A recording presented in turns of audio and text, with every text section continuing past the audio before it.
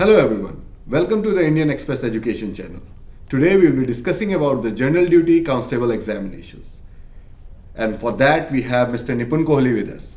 Nipun sir, आपने कई videos हमारे साथ किए हैं और बच्चों की अच्छी डिमांड्स आ रही है कि आपको बुलाया जाए दोबारा, तो अब हम जीडी के बारे में भी जानना चाहेंगे कि क्या है ये। इसके एग्ज़ाम्स अब होने वाले हैं जनवरी 10 से शुरू हो रहे हैं एग्ज़ाम्स।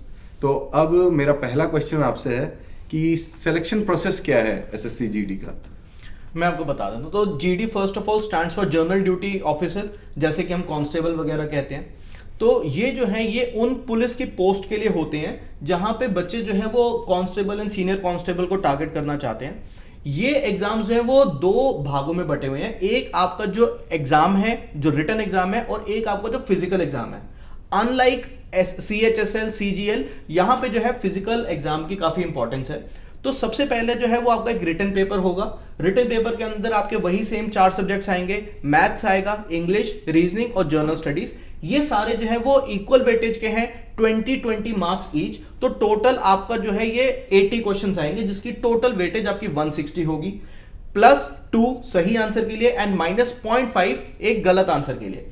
जो इस रिटन एग्जाम को क्वालिफाई करेगा उसको फिर हम जो है एक फिजिकल टेस्ट में भेजेंगे। फिजिकल टेस्ट में भी हमारे पास जो है वो 2 अलग अलग होते हैं, जो मैं अभी आगे बताऊंगा आपको। ओके, तो मेरा दूसरा क्वेश्चन इसी से निकल के आ रहा है कि कुछ पैटर्न चेंज इसमें भी हुए हैं, जीडी में भी एसएससी ने पैटर्न चेंज किया है। तो क्या पैटर्न चेंज हुआ है, अब बच्चों को किस तरीके से उसमें प्रिपेयर करने की जरूरत पड़ेगी? श्योर। सो जीडी के इनफैक्ट अगर मैं सच बताऊं तो ज्यादा पैटर्न चेंज नहीं है कंपेयर टू CGL, CHSL वगैरह। वहां पे तो हम देख रहे हैं कि पूरा शिफ्ट ही हो गया है। यहां पे अभी भी एक ही रिटन एग्जाम है, written in the form of MCQ।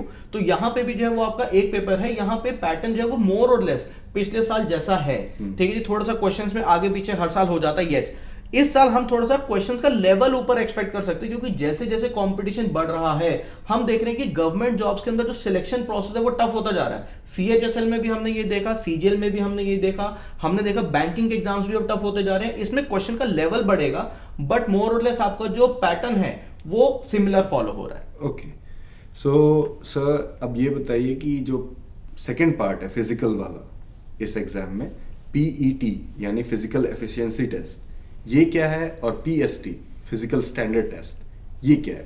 मैं बताता हूं। तो 2 अलग एग्जाम है, एक PET, PST, physical efficiency test. इसमें क्या आपकी एफिशिएंसी देखी जाएगी, यानी एफिशिएंसी मतलब काबिलियत। इसके अंदर भगा के देखा जाएगा। ठीक है जी। तो आपको जो है 1.6 किलोमीटर जो वो आपको 8.5 मिनट में भागना है। 1.6 किलोमीटर 8.5 मिनट में भागना है। जो ये भाग जाएंगे उनको जो है इस टेस्ट में क्वालिफाई कर लिया जाएगा। ठीक है जी। गर्ल्स के लिए थोड़ा सा अलग है टाइमिंग। जहां पे बात करता हूं फिजिकल स्टैंडर्ड टेस्ट की, तो यह है आपकी कद काठी से रिलेटेड। यानी कि अगर लड़कों की बात करूं तो मिनिमम 170 सेंटीमीटर हाइट होनी चाहिए। उनकी चेस्ट देखी जाएगी, उनकी जैसे आप सांस लेते हैं तो चेस्ट फूलती है वो देखा जाएगा, आपकी हाइट, आपका वेट, वो सब आपका PST के वो है कि आपको फिजिकली आप कैसे दिखते हो, सही फिट हो या नहीं हो, और आप फंक्शनली कैसे हो वो भाग के देखा जाएगा। तो ये दोनों एग्जाम अपने आप में बहुत इंपॉर्टेंट है, बिकॉज इस जॉब के अंदर आपको जो फिजिकली फिट होना बहुत जरूरी है। ओके, तो लेकिन Tier 1 में तो सिर्फ रिटन एग्जाम की बात होगी, तो उसके लिए स्टूडेंट किस तरीके से प्रिपेयर करे, क्या स्ट्रेटेजी अब अडॉप्ट करे? मैं बता देता हूं। तो Tier 1 के अंदर आपके जो 4 सब्जेक्ट्स हैं, इन चारों की इक्वल वेटेज है। तो CGL के अंदर जैसे अभी हमने देखा कि इंडिविजुअल कट ऑफ्स आ गई हैं, CHSL के अंदर भी इंडिविजुअल कट ऑफ्स आ गई हैं, यहां पे भी इंडिविजुअल कट ऑफ नहीं आई है। तो आपकी स्ट्रैटेजी यहां पे सिंपल है। हमें पता है कि इसमें सबसे कम जो स्कोरिंग होता है वो आप मानो ना मानो मोस्टली स्टूडेंट्स के लिए GS होता है। तो यहां पे क्योंकि GS की अभी इंडिविजुअल कट ऑफ नहीं आई है, आप GS को थोड़ा सा कम वेटेज देके उन सब्जेक्ट्स पे फोकस करो जहां पे आपका सिलेबस डिफाइंड है, लिमिटेड है।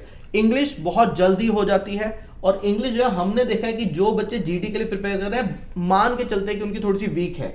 तो आप अगर इंग्लिश पे थोड़ा फोकस ज्यादा कर लोगे तो आपके पास ऑलरेडी एक अपर एज आ जाएगा।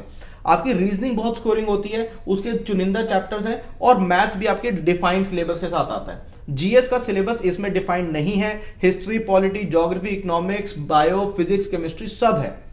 एक बात और है कि बाकी एग्जाम्स को कंपेयर करूं सीजीएल सीएचएसएल को, तो यहाँ पे ना सिलेबस भी हल्का सा कम होता है। जैसे आपके ट्रिग्नोमेट्री वगैरह मैथ्स के अंदर नहीं आती है, इंग्लिश के अंदर भी आपका एक्टिव पैसिव वॉइस वगैरह नहीं आता है, रीजनिंग के भी कुछ चैप्टर्स आपको जो है वो मिनिमाइज हो जाते हैं। तो ओवरऑल आपका जो फोकस है यहाँ पे, आप ऐसा कर सकते हो कि रिटन और फिजिकल दोनों पे आता है, और रिटन के अंदर भी जो है वो आपका थोड़ा बर्डन कम है कंपेयर टू बाकी एग्जाम। थोड़े चैप्टर्स मुश्किल वाले भी कम किए गए हैं और ओवरऑल टोटल कट ऑफ निकाली गई है। सो मैं आशा करता हूँ कि ये वीडियो को देखने के बाद जो बच्चा एसएससी जीडी के लिए अटेम्प्ट करने जा रहा है वो कुछ एक अच्छी तरीके से अब जीडी को क्रैक कर सकेगा। Thank you sir for this information, और ये इंसाइट जो आप देते हो हर बार हर वीडियो में, मेरे हिसाब से कई लाखों बच्चों को वो हेल्प कर रहा होगा। The pleasure is all mine. Thank you Indian express कि वो इतने मास स्टूडेंट्स तक रीच करके उन्हें जो है अब सक्षम बना रहे हैं। ये आपके बहुत काम आने वाला है, बिकॉज ज्यादातर बच्चों को मेंटरशिप की कमी है, उन्हें दिशा देने वाले लोग नहीं है। तो थैंक यू आपका कि आप इतना जो है हेल्प कर रहे हैं स्टूडेंट्स को। Pleasure is all our sir. अगर ये वीडियो आपको पसंद आया है तो हमारे चैनल को सब्सक्राइब करें और ऐसी और वीडियोस के लिए बेल आइकन पे क्लिक करें।